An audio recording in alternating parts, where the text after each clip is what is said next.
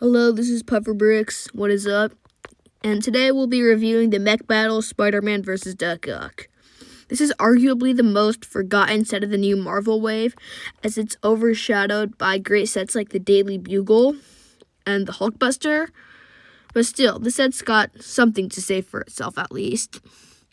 So first off, the set has 2 mechs instead of 1, and it's probably based off the original one from 2021.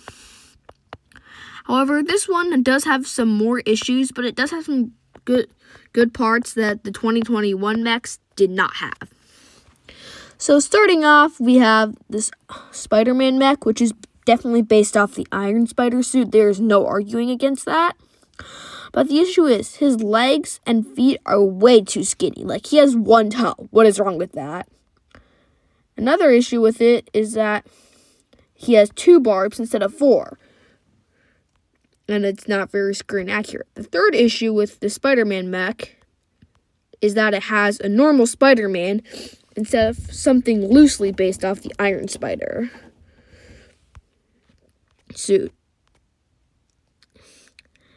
And now onto the Doc Ock mech. This one definitely has more flaws than the Spider-Man mech, and that is for a couple good reasons. First, he has grabber hands. Like, he looks like a crab. And his arms here are way too skinny, and and these are some of the most thin connection points I've ever seen. At least they're pretty durable. I know that as a fact. And now on to his 4 robotic arms. I do believe these are unique pieces up here for his claws. But his arms are also skinny, but still, they're really well pointed. And now, I do believe these are printed elements, which is nice, because since this is a playset for ages 6+, younger builders are definitely going to have an issue built with the stickers. And now, on to one of the more lackluster parts of the set, the minifigures. So starting off, we have our typical Spider-Man, which has arm printing, which is nice, but they really missed out with not giving him dual molded legs. Next up, we have Spider-Gwen, Ghost Spider, Gwen Stacy, whatever you call her. Same boring old figure, nice torso print, but still no leg printing after all these years, and after the brand new great CMF. And also no arm printing, which I'm totally fine with, not gonna lie.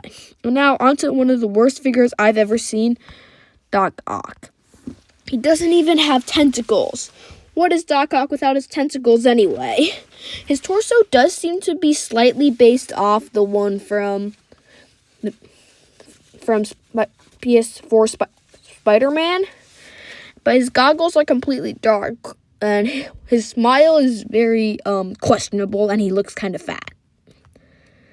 And he also has no leg print, and that's actually not that bad since, I personally don't know what they're going to put on him.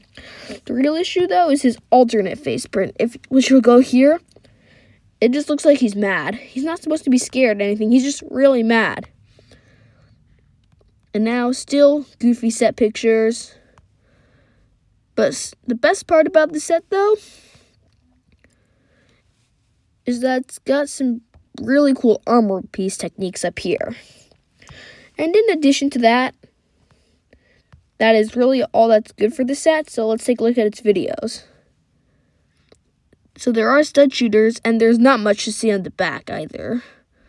Unlike the War Machine mech, which had an ammo holder, the Spider-Man mech would have done really well with that. And the real lackluster part of it is actually the lack of headpieces for Spider-Man and Ghost Spider. This has really been an issue for a long time now, and I hope they can solve it soon, because you can't really show much emotion without the masks. Well, at least for Legos. They did it well in the movies, but Lego just can't nail it yet. So anyways, this is Pufferbricks signing out.